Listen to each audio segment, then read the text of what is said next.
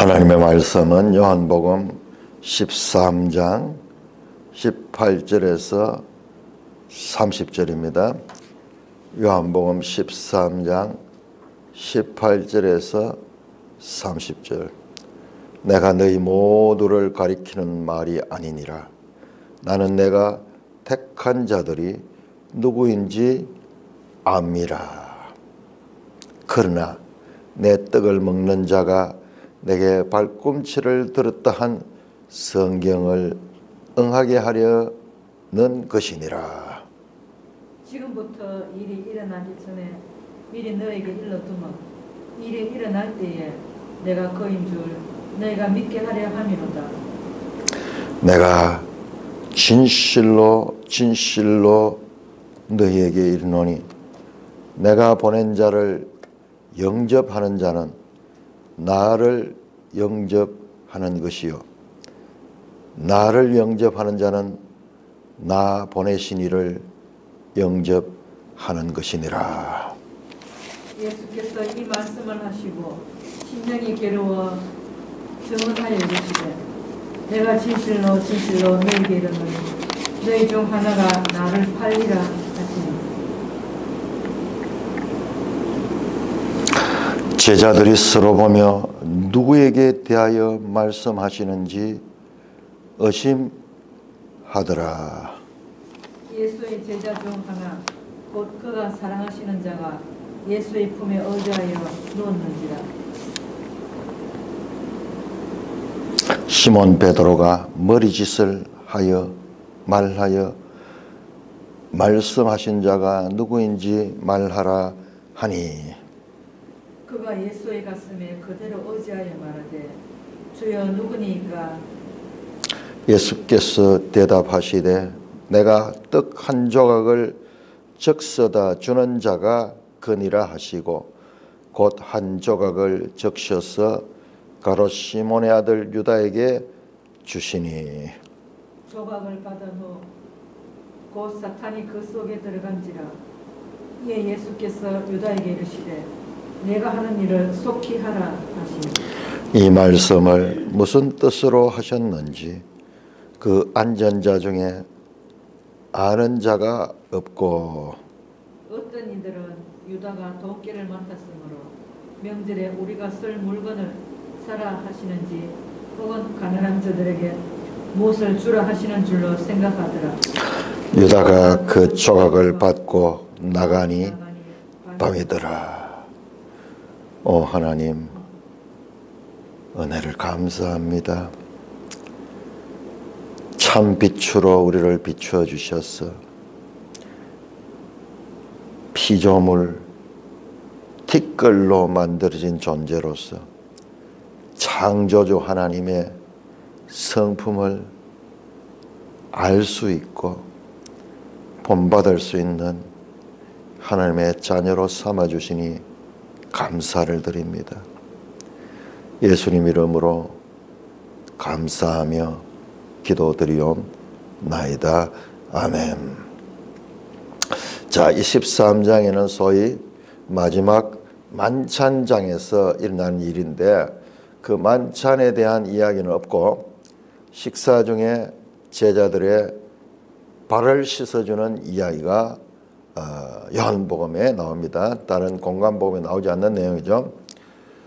그러면서 이 발 씻는 기사 가운데서 계속 유다 이야기가 처음부터 계속 평행을 이루고 있는 것을 보게 됩니다. 우리 다시 한번 볼까요? 13장 2절 보세요. 2절 이제 예수님께서 6월절 식사를 앞두고 있을 때 마귀가 시몬의 아들 가롯 유다의 마음에 예수를 팔려는 생각을 넣었다.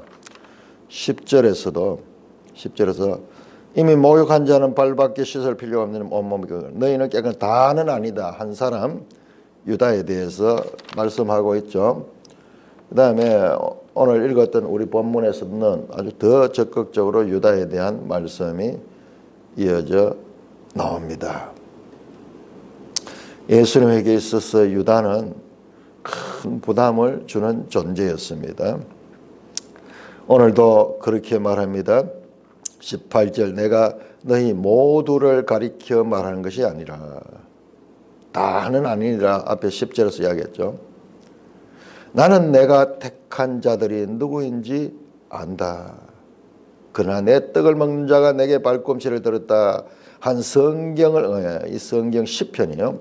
시편 41편 9절에 나오는 내 떡을 먹는 자 그런 아주 친밀한 자죠. 한 상에 둘러앉아 가지고 친밀한 자가 내게 발꿈치를 들었다. 이 말은 우리가 그냥 이대로 읽으면 무슨 말인지 몰라요. 관용어예요. 관용어. 유대인들이 일상에서 쓰는 관용어. 우리 성경에서 그런 부분들은 그렇게 이해해야 되지. 그거를 문자적으로 이해를 하면 힘들어요. 예를 들어 가지고 제가 그런 생각이 드는데 외국 사람이 우리 한국말을 배우는데 치맛바람이 나가지고 그렇게 했다 이렇게 하면은 치맛바람이에요. 치맛바람. 치마에서 바람이 나는 거예요. 바람이 나는 건데 우리는 관용어로 쓰고 있죠. 치맛바람 그러면은 여자가 이 학교에 자기 아들을 위해 가지고 왔다 갔다 하면서 선생님한테 그렇게 이 서비스를 제공하고 자기 아들을 잘 봐달라고 하는 그런 행동을 치마바람이라는 말 속에서 그냥 관용어로 사용하고 있잖아요. 근데 그런 거는 그 문화를 알지 못하는 사람은 도저히 이해할 수가 없는 거예요. 이 말도 마찬가지예요. 유대인들은 다 알아듣는 거예요. 시편에 나오는 이야기인데 가장 친밀한 자인데 배신을 당한다 한 그런 의미를 가집니다. 자, 예수님은 유다에 대한 부담을 늘 가지고 있어 끝까지 유다에게 기회를 주십니다. 그러나 유다가 누군지는 예수님 이미 알고 계셨어요. 그런데 오늘 정말 신학적으로 어려운 문제가 나옵니다. 내가 택한 자들이 누구인지 안다. 그렇다면 유다는 택함을 받지 않은 자라는 말이에요. 자, 요한복음에 이 하나님의 주권 사상이 나오는데요. 앞에서 나오죠. 내 양은 내 음성을 아나니. 내가 그 양들을 택하였다고 말합니다. 음성을 알지 못하는 자들, 택하지 않는 양이에요. 그게 절대적 하나님의 주권입니다. 구원에 있어가지고. 그러면 우리 캐션 마크 나오죠. 그러면 믿지 않는 것도 하나님의 책임이고 믿는 것도 하나님의 은혜고 모든 것은 하나님께 주권이니까는 뭐 사람한테 심판한다거나 사람에게 책임을 물을 일이 없지 않은가 하는 논리적, 합리적 그런 생각을 가지게 되는 거예요. 그건 뭐 우리 인간 입장에서 당연해요.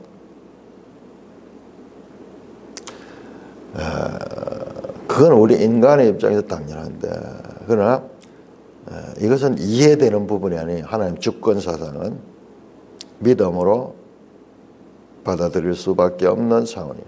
마치 무엇과 같으냐 그러면은 저 이상욱 형제님 늘 그 비유되는데 우리가 만화책 속에 있는 인물이야. 우리가 지금 이루어진 건 평면 속에 그 안에서 보면 막 달려가기도 하고 사랑하기도 하고 거기서도 막 다투기도 하고 그렇지만은 그 자체는 사실상 알고 보면 평면이야. 평면. 이 평면 속에서 입체가 그 속에 들어갈 수 없어. 그러나 평면 속에서 입체를 그냥 상상할 수 있을 뿐이지 그걸 도저히 알 수 없어. 2차원의 평면에 있는 존재들이 3차원을 그들은 그 자체가 없잖아요. 3차원이니까 알 수 없잖아요. 그렇듯이 우리가 하나님의 영역에 대해서는 알 수 없는 그런 부분이에요. 그렇게 우리의 한계를 인정하고 우리의 유한성과 피조성을 인정하면은 이것을 믿지 못할 거 아무것도 없어요. 그냥 믿으면 돼. 하나님의 뜻을 우리가 어떻게 다 알 수 있어요? 지금까지도 이 논쟁이 있어. 하나님 주권이냐 사람의 책임이냐. 감리교 쪽 이런 데 알미우스 쪽에는 이걸 사람의 책임을 강조하고 우리 장로교 쪽에는 하나님 주권을 늘 강조하고 있죠. 그러나 실제로 들다 보면 우리 장로교 안에도 말은 그 안에 있기 때문에 그렇게 하지만 전부 사람의 여기에다 포인트를 많이 두고 있어요. 이제 이 교회의 이 성장학자들의 연구에 의하면은요, 알메니우스 쪽을 쫓는 곳이 부흥을 해요. 하나님의 주권 사상을 강조를 하게 되면은 사람들이 그것을 좋아하지 않아요. 떨어져 나가요. 모든 것이 사람이 하는 거로 이렇게 하면 할수록 그 지도자는 더 능력이 있어지고 그러면서 사람들도 더 많이 모입니다. 우리 이 생각으로는 일생 풀 수 없는 하나님의 그것조차도 하나님의 주권에 속한 것이다 인정하면 돼요. 그래서 지금부터 일이 일어나지 미리 너에게 예를 들면 일이 날 때 내가 그인 줄 너 이러니까 이제 앞으로 유다가 배신할 일이 곧 일어나잖아요. 곧 일어나잖아요. 이제 몇 시간 후면 일어나거든요. 너희들한테 내가 이것을 미리 알려주는 것은 내가 무능하고 내가 알지 못해서 고발당하고 사형을 당하는 것이 아니다. 끝까지 예수님은 요한복음 제자들을 두고 제자들을 위한 행동을 해요. 발 씻는 것도 너에게 내가 본을 보였다. 그 다음에 이제 앞으로 이 예수님의 순환이 다가올 텐데 그 일도 내가 하나님의 뜻 가운데서 행한 그래서 내가 그인 줄 알게 하리라. 에고 에이미가 다시 나옵니다. 에고 에이미. 자, 요한복음을 하면서 에고 에이미를 모르면 안 돼요. 이거는 번역할 수가 없어요. 그래서 내가 그다 이거 번역할 수 없어요. 내가 그다. 에고 에이미. 나는 스스로 있는 자다. 스스로 있는 자다. 출애굽기 3장에 모세에게 나타났던 그 스스로 있는 자라 하시던 에흐의 아세르 에흐의 그분이 바로 자신이라는 거예요. 예수님이 자신이라는 거예요. 이보다도 더 폭탄 선언이 세상에 어디 있어요? 이보다도 더 폭탄 선언이 세상에 어디 있어요? 나는 생명의 빛이다. 나는 세상의 빛이다. 나는 길이다. 나는 진리다. 나는 생명이다. 나는 포도나무다. 그런 7개의 에고 에이미가 있어요. 그거는요 서술형이에요. 서술형. 나는 세상의 빛이다. 그것도 에고 에이미예요. 에고 에이미 토우 코스모 세상의 빛이다. 나는 생명의 떡이다. 전부 서술형입니다. 7개의 서술이 나오는데 그보다도 더 중요한 건 이거예요. 서술 없이 내가 그다는 거예요. 내가 하나님이다. 요한복음은 예수님이 누구이신가를 가르쳐 주시는 복음서예요. 본질적으로 누구이신가?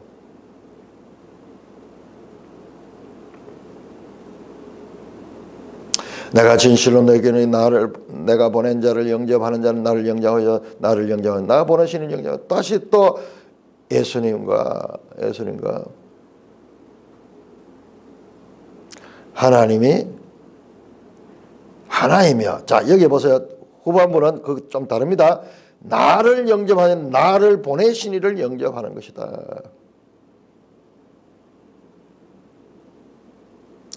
자, 내가 진실로 내가 보낸 자를 영접하는 자. 예수님은 하나님이 보낸 자죠. 그런데 예수님이 보낸대요. 예수님이 보낸 자를 영접하는 자는 예수님을 영접하는 것이요. 나를 영접하는 자, 나를 보내시는 자, 이 내용을 잘 봐야 됩니다. 내가 보낸 자는 예수님이 보낸 자예요.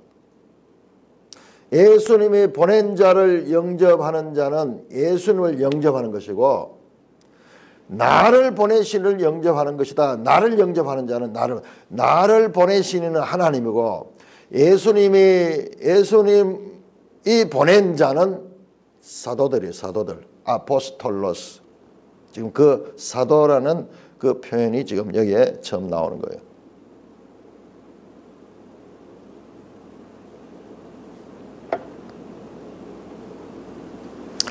계속 지금까지 나를 보내신 분, 하나님을 나를 보내신 분이라고, 나는 보내신 이의 뜻을 따라 산다, 나는 보내신 이의 말을 따라 한다, 계속 하나님과 자신을 보낸 자와 보냄을 받은 자의 관계로 말씀하셨는데, 이제 여기서 예수님이 보낸 자를 말하고, 그 보낸 자를 영접하는 것은 예수님을 보낸 자와 예수님이 하나의 뜻이에요.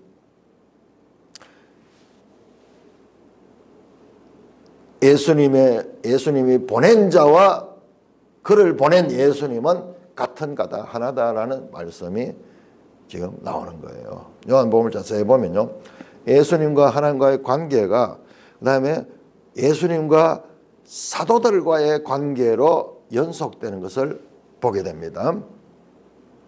자, 보세요. 예수님은 나는 세상의 빛이라 그랬죠. 자, 마태복음 5장에서 예수님은 말하죠. 너희는 세상의 빛이라 그러잖아요. 예수님의 속성이 이 제자들에게도 옮겨집니다. 나를 믿는 자는 빛의 아들이 될 것이다. 빛을 믿으라. 빛의 아들이 될 것이다.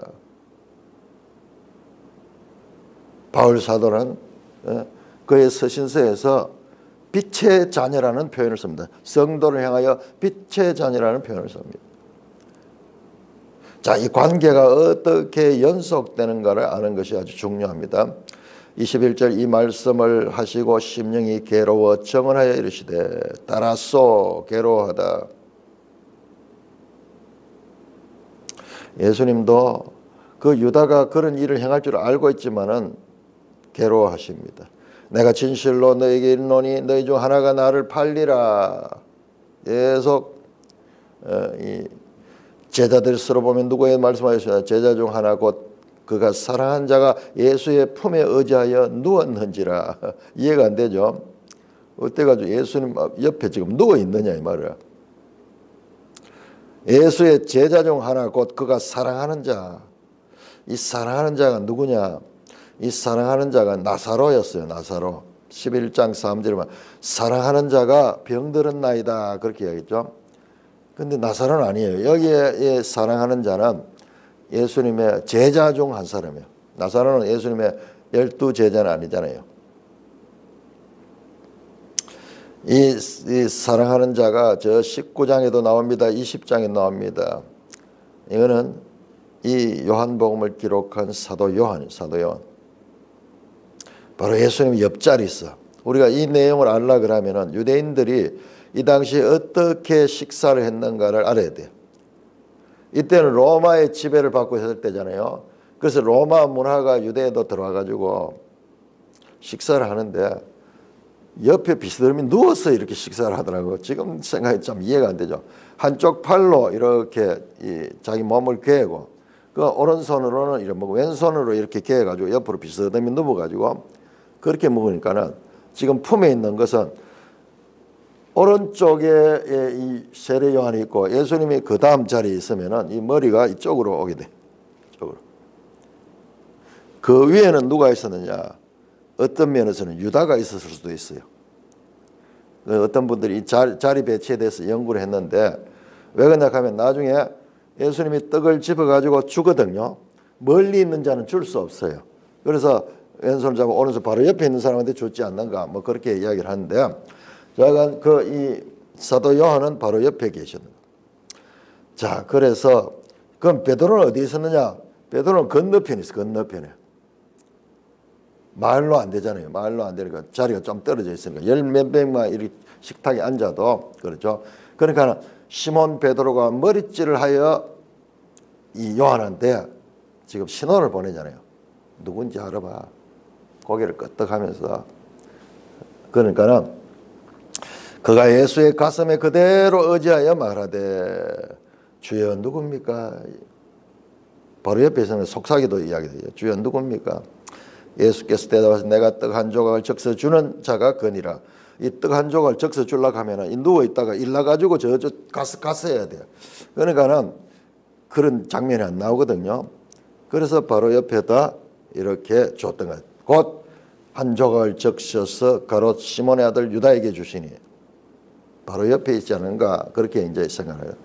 그건 중요한 건 아니죠. 자, 그러니까는 조각을 받은 사탄이 곧 그 속에 들어갔다. 이에 예수께서 유다에게 이르시되 내가 하는 말 일을 속히 하라. 자, 13장 2절은 마귀가 생각을 넣었다 돼 있고 여기 27은 사탄이 들어갔다. 똑같 한 장에도 하나는 한 군데는 마귀라 이야기하고 한 장에는 사타노스. 마귀는 디아볼로스. 왜 이런 표현이 됐는가? 이거는 요한계시록 보면 알 수 있어요. 요한계시록에 보면은 같은 요한이 있었잖아요. 마귀, 앳뱀, 곧 마귀라고도 하고 사탄이라 하는 자다. 그렇게 표현하고 있죠. 이건 동음이어 소리는 아니죠. 동의 소리는 다르지만 같은 의미를 가지고 있는 표현이에요.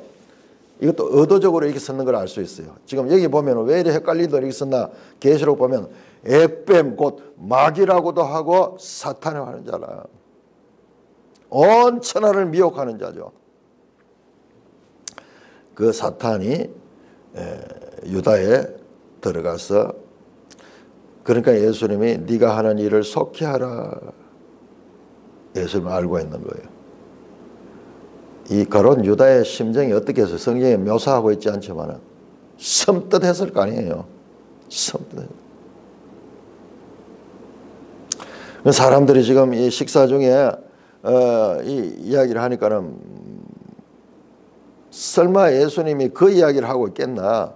내가 떡을 적셔 주는 자가 거니라 아마 조용히 했는지도 몰라요. 그러니까 딴 사람은 몰라요 지금. 그러고 바로 이래 줬는데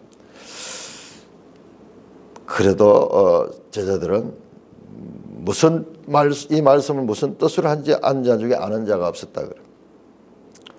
어떤 일 유다가 돈깨를 맞은 명절에 우리가 쓸 물건을 사라지 혹은 가난한 자에게 무엇을 주라 한 줄 생각하더라.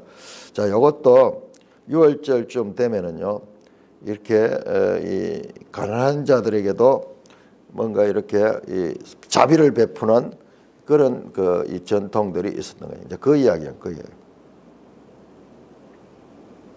자, 그러나 유다는 알죠. 유다는 섬찟하죠. 유다가 그 조각을 받고 나가니 곧 나가니 밤이라. 곧 나가니 밤이라. 유다가 섬찟하잖아요. 섬찟하잖아요. 지금 자기도 이 소리를 들었을 수도 있어요. 나가니 밤이라. 자, 이 밤이 시간적으로 밤이 맞습니다. 이때 저녁 식사니까는요. 저녁 식사라고 되어 있으니까 밤이에요. 밤은 그런데 문자적 의미와 상징적 의미를 지니고 있습니다. 자, 우리가 12장을 한번 12장 4절을 보시면은 아니죠. 12장 34절이에요. 12장 3절이면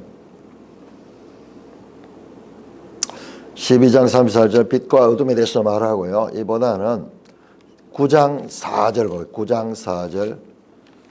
9장 4절을 보시면은 맹인에게 말이죠. 맞아. 9장 4절 때가 아직 낮음에 나를 보내시니 일을 우리가 하는 밤이 오리니 그때는 아무 일도 없었다. 지금 이 말이잖아요. 이 밤이잖아요. 여기서 밤은 시간을 가리킨 게 아니거든요. 이것은 여기서 이 밤은 상징적인 의미였어요. 어둠의 시간, 어둠의 시간을 가리키는 거예요. 그래서 지금 요한복음 13장 30절에서 유다가 나가니 밤이라는 건 두 가지 의미를 동시에 해요. 저녁 시간이 맞으면서도 이제 어둠의 시간이에요. 어둠의 시간. 창세기로 치면은 창세기를 치면은 창세기에 빛이 두 번 나옵니다. 첫째 날 빛이 있습니다.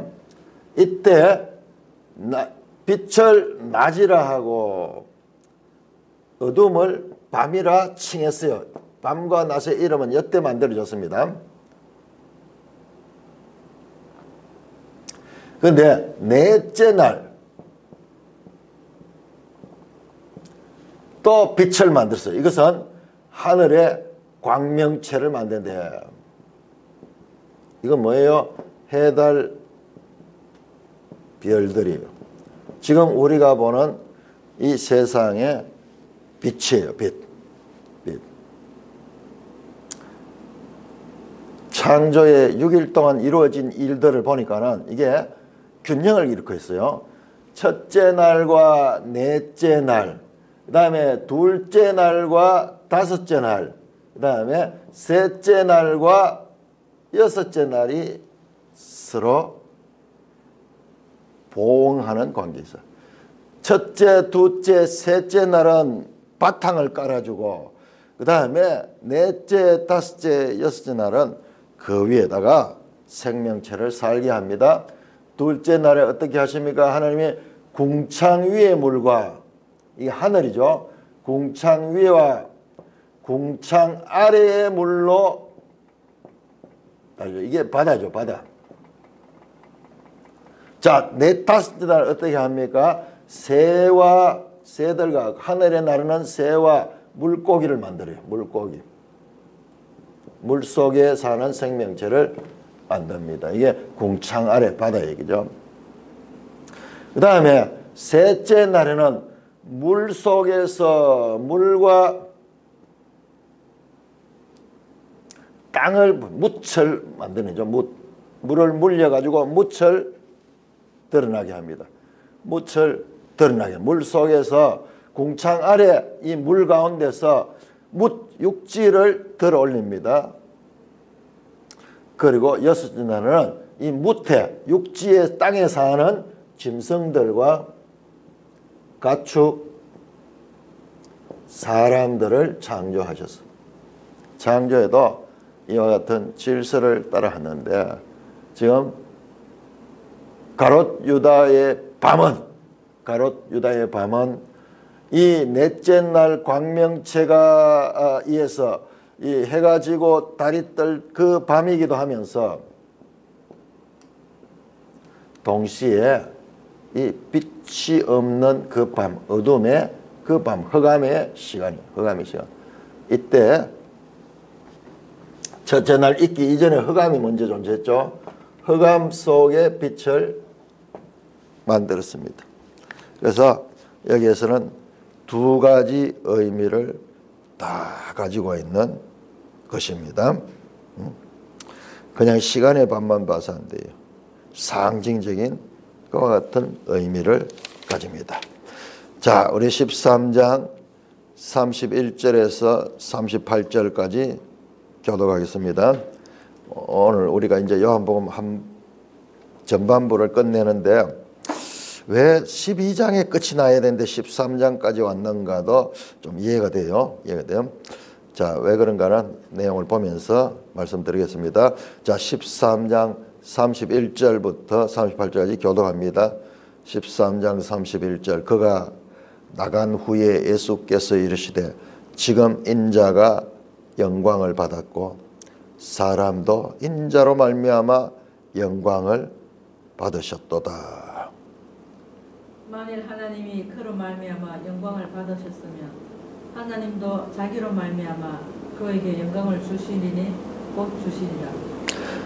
작은 자들아, 내가 아직 잠시 너희와 함께 있겠노라. 너희가 나를 찾을 것이나 일찍이 내가 유대인들에게 너희는 내가 가는 곳에 올 수 없다고 말한 것 같이 지금 너희에게도 이르노라. 새 계명을 너희에게 주노니 서로 사랑하라. 내가 너희를 사랑한 것 같이 너희도 서로 사랑하라. 너희가 서로 사랑하면 이로써 모든 사람이 너희가 내 제자인 줄 알리라. 시몬 베드로가 이르되 주여 어디로 가시나이까? 예수께서 대답하시되 내가 가는 곳에 내가 지금은 따라올 수 없으나 후에는 따라오리라. 베드로가 이르되 주여 내가 지금은 어찌하여 따라갈 수 없나이까? 주를 위하여 내 목숨을 버리겠나이다. 예수께서 말씀하시되 네가 나를 위하여 내 목숨을 버리겠느냐? 내가 진실로 내게 이르노니 닭 울기 전에 네가 3번 나를 부인하리라. 자, 왜 제가 말씀드렸죠? 앞에서 보통 12장까지 일부 13장에서 나머지는 2부를 하는데 여기도 13장까지 넣어있냐. 물론 뭐 편집 사정도 있겠지만은 보니까는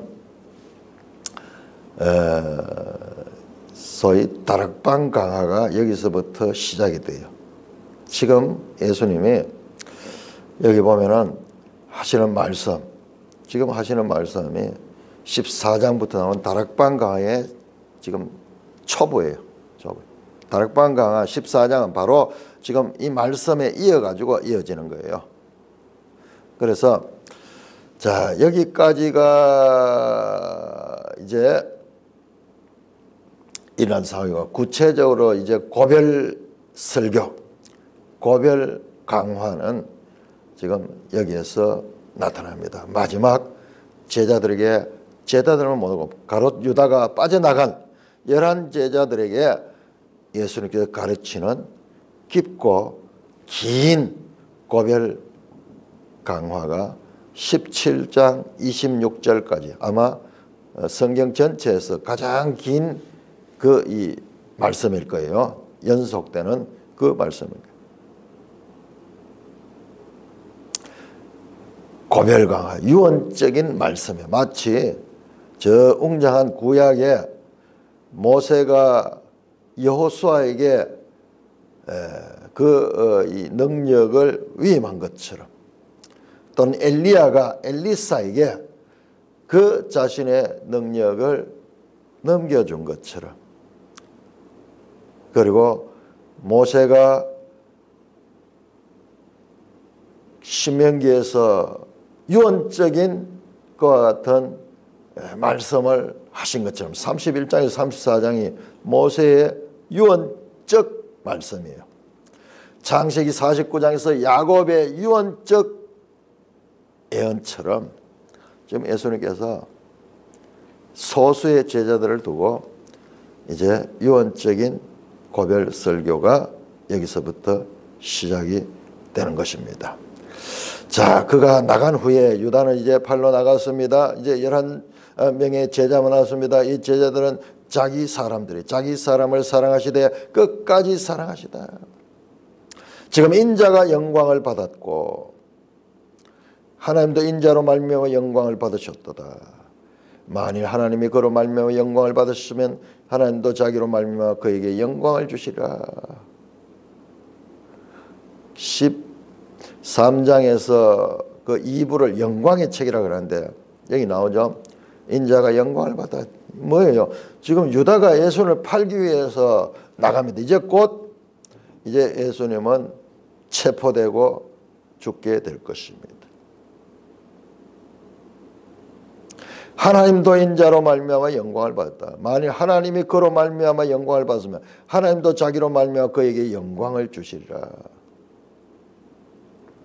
자, 하나는 앞에 31절은 부정과거 시제 영광을 받았다. 지금 계속 받고 있다.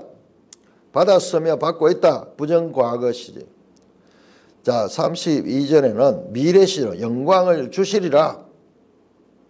끝에 그에게 영광을 주시 가까운 미래 곧 주시리라 되죠. 곧. 자, 예수님은 자신의 십자가의 죽으심의 때를 영광의 때라고 표현하고 있잖아요. 영광의 때. 물론 죽으심뿐만 아니라 부활하심과 성천하심까지 포함되겠지만 1차적으로는 죽음이 제일 아픈데, 죽음은 우리의 가장 비극적인 순간, 가장 저주스러운 순간인데 예수님은 요한복음에서 그것을 영광의 때라고, 영광의 때의 출발로 말씀하고 있습니다. 그 32절 그에게 영광을 주시리라, 이 말은 이제 십자가에 달릴 때 예수님께서 하나님께서 영광을, 그에게 영광을 주실 것이다 말씀하십니다. 작은 자들아, 갑자기 호칭이 바뀝니다. 테크노. 이게 요한복음에 처음 나오는 단어인데, 테크노, 요한 1서에 7번 나와요. 작은 자들아 또는 자녀들아, 이럴 때 아주 친밀한 유대 랍비가 자신의 학생들에게 사용하는 호칭을 하면서 지금부터 예수님은 긴 강화를 하십니다. 내가 아직 잠시 동안 너희와 함께 있느냐. 정말 잠시죠. 이제 시간적으로도 카운트할 수 있을 정도 짧은 시간입니다. 이날 밤 예수님은 잡히십니다. 잠시 너희와 함께 있겠노라.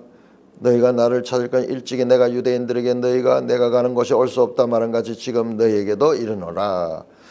8장 21절 보면은 유대인들이 그 묻습니다. 네가 어디를 간다 말이냐.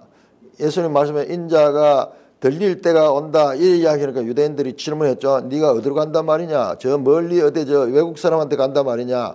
도대체 무슨 이야기 하는 거냐. 그렇게 물었더죠. 그런 같이 지금 너희한테도 같은 말을 한다. 그때 그렇게 합니다. 8장 20절에 너희가 나를 찾을 것이나 나에 있는 곳이 올 수 없다 그랬다. 지금 그 말을 다시 하는 거예요. 잠시 너희와 함께 있겠노라. 정말 짧은 시간 이제 남았습니다. 이 땅에서 제자들과 새 계명을 너희에게 주노니 서로 사랑하라. 내가 너희를 사랑하지 너희도 서로 사랑하라. 앞에서 발을 씻으면서 본을 보였던 14절에서 15절에 나왔던 말씀을 다시 한 번 더 강조합니다. 내가 너희를 사랑같이 너희도 서로 사랑하라. 그렇죠? 항상 예수님은 자신의 일을 제자들에게도 연속되게 합니다. 이로써 모든 사람이 너희가 내 제자인 줄 알리라. 예수님의 제자의 특징은 사랑의 사람, 서로 사랑합니다. 서로 섬기고 희생하면서 사는 사랑의 삶이 그리스도인의 본분입니다. 제자들의 트레이드 마크는 사랑입니다. 사랑. 새로운 신분의 하나님의 아들들로서, 빛의 아들들로서의 신분에 합당한 삶의 윤리가 서로 사랑하며 사는 것입니다.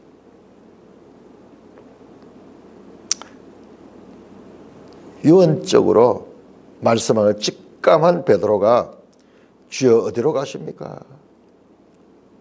예수께서 대답하시되 내가 가는 곳에 지금은 따라올수록 후에는 따르라. 예수님께서 베드로에게 내가 가는 곳을 지금 너는 따라올 수 없다. 후에 따라올 것이다. 이 말에 분명한 의미를 우리가 알 수 있습니다. 성경을 통해서. 뭐냐? 베드로는 지금 십자가 예수님을 곧 부인하게 될 것이에요. 그러나 후에는 따르라. 그러나 나중에 오순절 성령 강림 후에 베드로는 주님의 길을 그대로 가고 실제로 이 죽음까지도 기꺼이 죽을 수 있는 삶을 삽니다. 베드로가 기분이 상했습니다. 무시당하는 것 같아요. 주여 내가 지금 어찌하여 따라갈 수 없냐. 후에 따라온다 그러는데 지금은 못 따라갑니까? 내가 주를 위하여 내 목숨을 버리겠나이다. 선한 목자는 양을 위하여 목숨을 버린다. 그 말씀처럼 베드로가 내가 주님을 위하여 목숨 버리겠습니다. 예수께 대답한 네가 나를 위하여 네 목숨을 버리겠느냐? 예수는 알고 있죠. 그럴 수 없다는 거 알 수 있습니다. 여기는 목숨으로 번역되어 있는 퍼시케. 내가 진술은 닭 울기 전에 네가 3번 나를 부인하라. 지금은 안 돼. 지금은 할 수 없어. 마지막 유언처럼 예수님께서 하시는 말씀은 새 계명. 자, 새 계명 중요합니다. 카이노스인데요. 카이노스. 새로운 거, 새 계명. 옛 계명과 달리 새 계명을 주십니다. 카이노스 엔톨레. 새 계명. 다른 공간 보면 새 언약. 이 최후의 만찬자에서 새 언약을 주죠. 새 언약. 이는 피로 맺는 새 언약이에요. 예수님은 새로운 시대, 메시아의 시대의 생명에 대해 말씀하십니다. 새로운 시대는 사랑이 그들의 추종자들의, 예수님의 추종자들의 특징입니다. 그 사랑은 억지로 나온 것이 아니라 성부, 성자, 성령 하나님이 그렇게 사랑했던 그 사랑을 모델로 삼는, 자기들이 사랑을 받은 자라는 것을 알고 사랑하게 되는 거지 억지로 사랑하는 거 아니에요. 이것이 바로 욤 아제라트 8일이에요. 8일. 이 8일은 새 날이에요. 새 언약의 날, 새 계명의 날,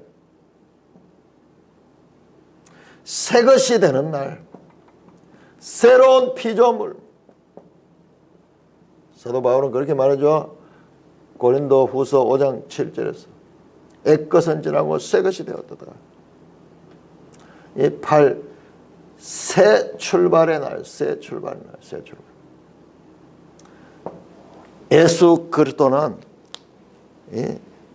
욤 아제라트 8일의 사나입니다.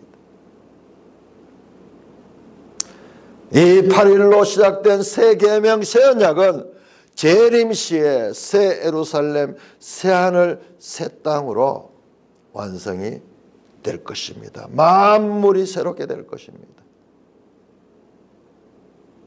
초막절 마지막 날이 지난 첫날, 초막절 마지막 날이 지난 첫날. 초막절은 3대 절기의 끝이죠. 끝이 아니라 새로운 출발이 오는데, 이것이 바로 예수님이 오심으로부터 시작된 새 언약 시대, 신약 시대며 마침내 재림으로 완성될 새 하늘 새 땅의 시대가 될 것입니다.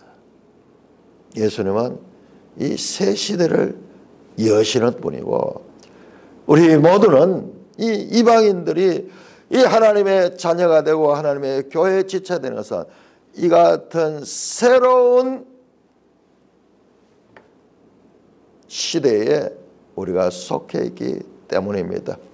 초림에서 시작된 새 것은 초림에서 시작돼요. 그러나 아직 완성되지 않았어. 재림에서 완성될 거야. 완성. 그래서 이 구원은 이미 시작되었으나 아직 진행 중에 있는 예수님의 재림 때 완성될 그 새로운 시대에 우리가 있는 것이고, 이 새 시대가 새 창조의 때가 됩니다. 자, 베드로는 왜 지금은 어찌할 수 없습니까? 지금은 어찌할 수 없어요. 지금은. 왜? 사람으로는 할 수 없습니다. 그러면 어떻게 할 수 있을까요? 마침내 베드로는 했잖아요. 자, 로마서 8장에 그 답이 있습니다. 로마서 8장. 베드로는 아직까지 율법에 속한 사람이에요. 율법에 속한 사람. 그러면 율법에 속한 사람들이 어찌하여 하나님의 뜻을 이룰 수 있는가? 8장 3절입니다. 8장 3절. 율법이 육신으로 말미암아 연약하여